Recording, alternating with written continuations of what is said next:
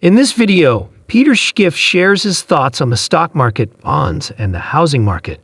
He believes we are far from hitting rock bottom, and he urges us to brace ourselves for a challenging time ahead.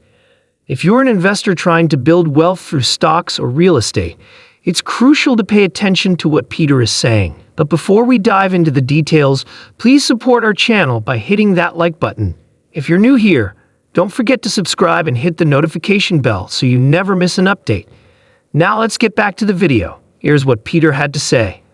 I believe we are nowhere near the bottom in stocks, and that a significant decline is on the horizon, Peter explained. He also talked about the potential for a coming Black Monday, noting that while the odds of any given Monday being a Black Monday are slim, eventually, one of those Mondays will be. The reason for this, he suggests, is that the fundamentals are much worse now than they were just before the Black Monday in 1987. Peter pointed out the weak performance in the stock market, especially comparing it to the low in 2020 during the lockdowns. This week, he highlighted the stark contrast in the housing market as well. Let's break this down further, especially for those interested in buying a home or investing in real estate. When considering a 30-year fixed-rate mortgage at 3.1%, it's crucial to think about the impact of today's market. In the past 2 years, home prices have appreciated by about 30%. The current median price for a single-family home is around $440,000.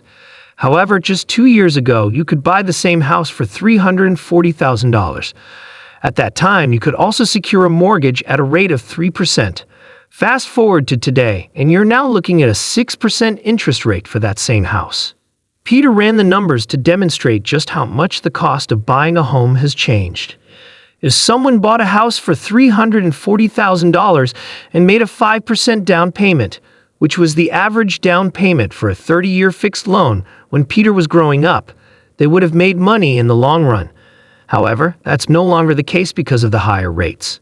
You might wonder why people were required to put 20% down in the past to buy a home.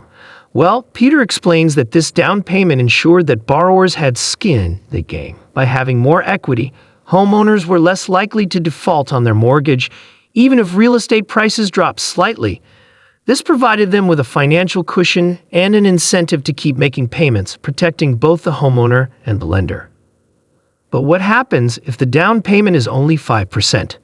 Peter suggests that if real estate prices drop even just 10%, which isn't unrealistic in today's market, homeowners with only 5% equity would be underwater. They'd have negative equity, which means they owe more than the house is worth. In this case, homeowners would have minimal incentive to continue making mortgage payments. With only a 5% down payment, selling a home becomes difficult, as the typical realtor commission is around 5%. Which means you lose your entire down payment. Peter goes on to discuss the concept of having skin in the game. Requiring a larger down payment ensures that the person buying the home is financially responsible enough to save. This has been a critical part of the lending process for decades, as it ensures that borrowers are serious about their purchase and can withstand potential financial challenges. However, today, many Americans simply cannot afford to save 20% for a down payment, especially given how expensive homes have become.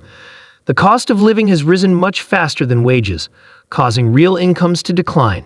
As a result, the average American's ability to save has drastically decreased. Peter argues that we need to return to larger down payments in the housing market. The only reason mortgage lenders have been able to get away with 5% down payments is because of government intervention. Loans insured by Fannie Mae and Freddie Mac allow banks to take on more risk, knowing the government will back them if the borrower defaults. Peter believes this is a major issue and calls for the government to step out of the housing market to allow prudent lending practices to return. He makes it clear that people who cannot afford to save for a down payment shouldn't be buying homes. Instead, they should rent until they are in a financial position to make a responsible home purchase. Peter also points out that it's not just government-backed mortgages that allow people to overpay for houses. Government-guaranteed student loans have also caused people to overpay for their college education, driving up tuition prices. According to Peter, this cycle of government-backed loans is creating moral hazards for both lenders and borrowers, and it's time to get the government out of these markets.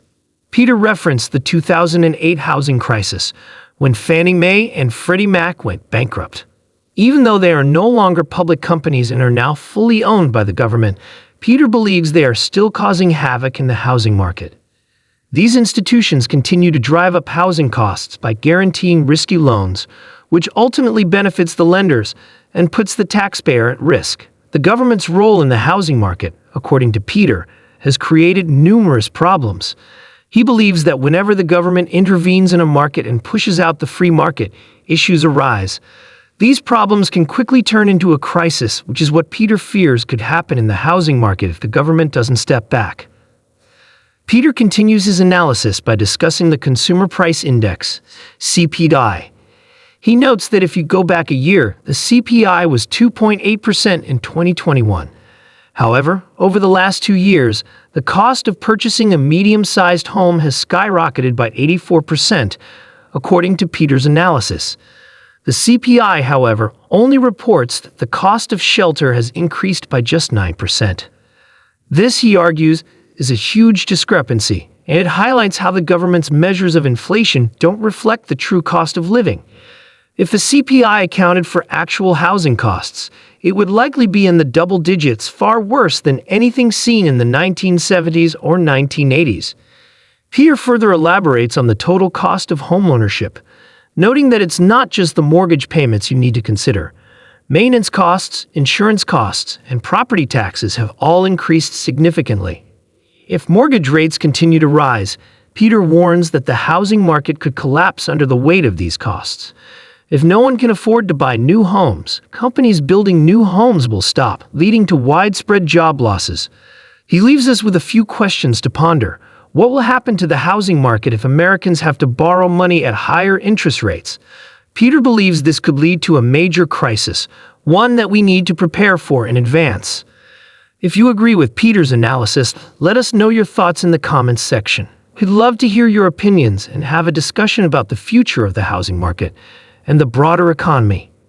If you like this video, be sure to hit the like button and subscribe to our channel for more insights.